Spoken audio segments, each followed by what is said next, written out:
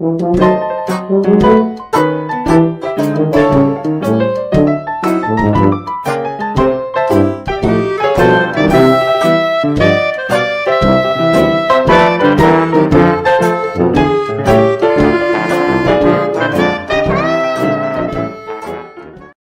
everybody, it's Grandmama. Time for another story from a hometown scrapbook by Ben Weatherwax. Building County Jail. Hello there. We told you the story of lawlessness on Grays Harbor the other night. It was a story of Franz Paulo and his crimes, and among other things, how he tried to saw his way out of the county jail in Montesano shortly before he was placed on trial for murder. If he didn't, it was probably because the county had built its new courthouse by the time 1918 came along, and the bars were sufficiently strong to withstand the filing of the accused man. But there was a county jail before the one we know today, and it has a story. In fact, it has quite a story. But that portion that we're interested in tonight is one about the shipwreck that plied the county jail up on a sand pit at the mouth of the Humptulips River. What, you say, has the Humptulips River got to do with the county jail? How did the county jail get on a sand spit? Well, it's all in the story. And when George Edgar has exercised his prerogative for a few seconds for our sponsors, we'll get back here and open the scrapbook to the story of the three-masted schooner, Emma, Claudina, and the county jail that was wrecked on Humptulip Spit. All right, George, it's your turn. If you're a real old-timer, you'll recall the three-masted schooner Emma, Claudina. But I doubt that there will be a half a dozen persons within the sound of my voice who can conjure up the picture of that little craft, and probably not that many more who can connect the ship with the Grays Harbor Bastille of the early days. In the spring of 1888, Grays Harbor was suffering growing pains.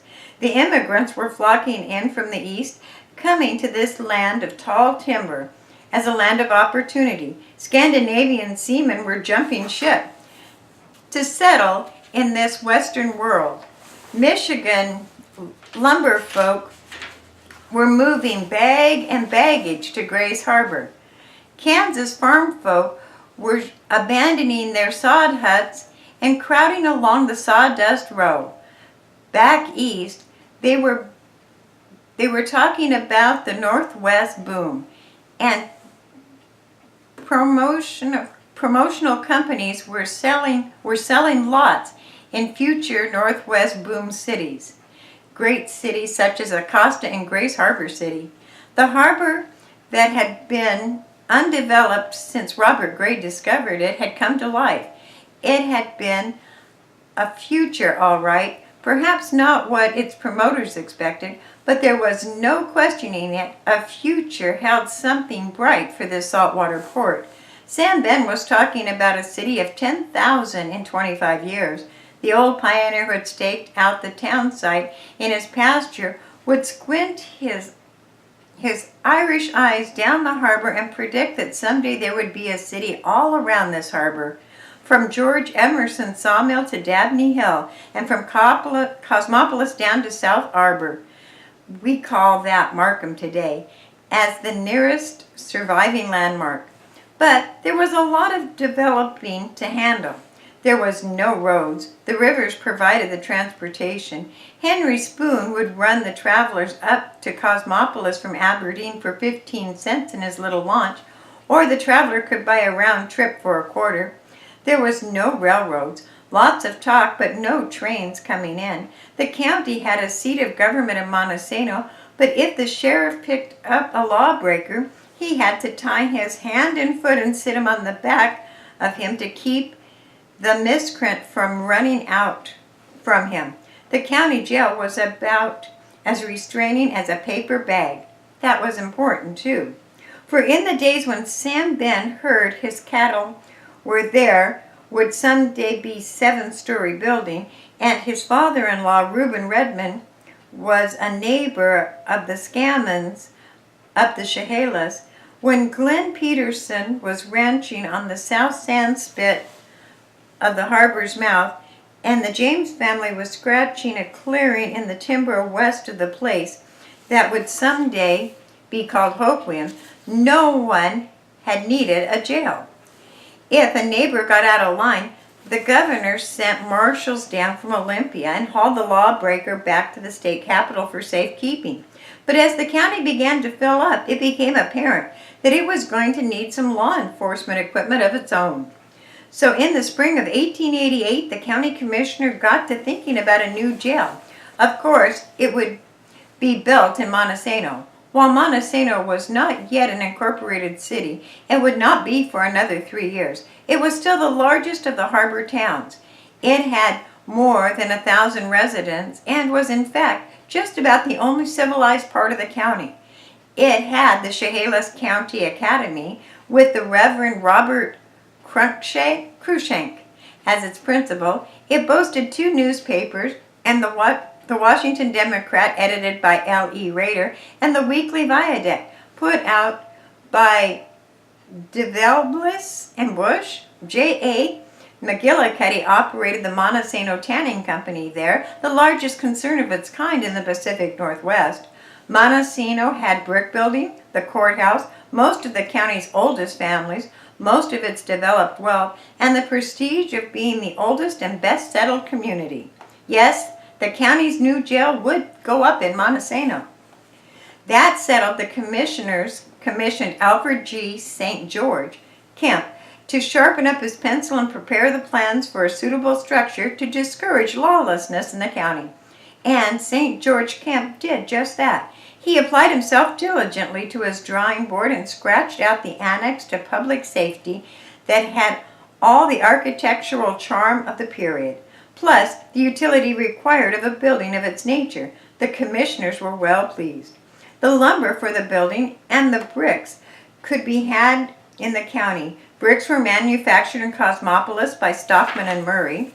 Half a dozen sawmills in the counties would bid on the lumber, but the iron bars, the rod hinges, the cell doors of iron would have to be purchased elsewhere. A Portland firm was recommended, and the county commission purchased for the metal for the new jail, with the assurance that it would be the best available. It would foil the attempts of any would-be escape artist. It would guard the public trust and assure the residents of the harbor. So, the metal work for the new county jail was bought in Portland, along with many other things essential for the construction of the new Bastille. And in the autumn of 1888, the cargo, and it's a pretty full cargo for a little vessel, the cargo was loaded aboard the 3-masted schooner Emma Claudina.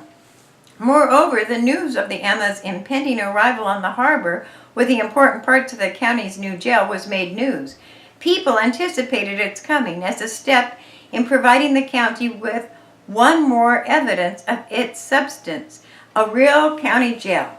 Now the little Emma Claudina put out of the mouth of the Columbia with all linen stretched and a stout heart.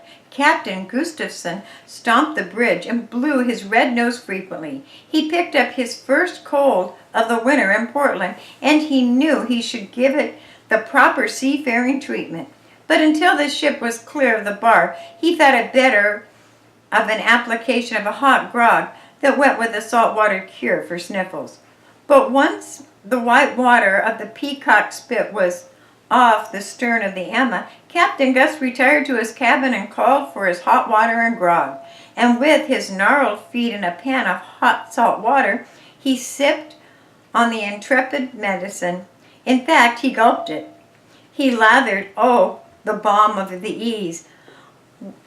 One after another, the liquid application followed, each down the hatch of the captain.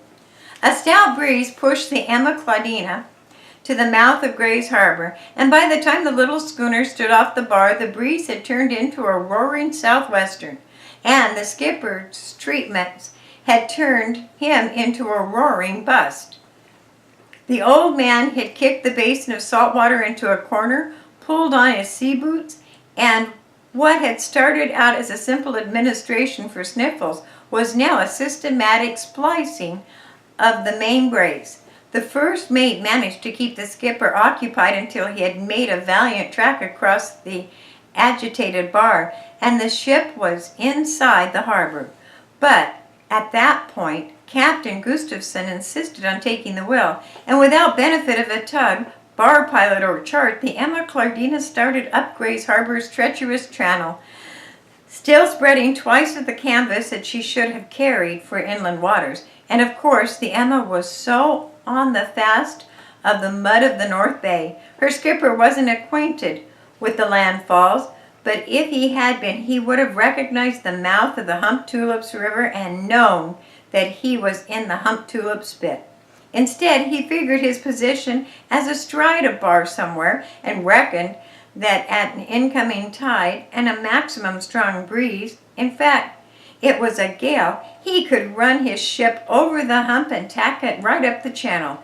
He ordered all sails spread, and with a sweep of canvas, such as no incoming vessel had ever showed Grays Harbor hills, he rammed his Emma Claudina so far up the Hump Tulip Spit that men could walk ashore the next morning at low tide.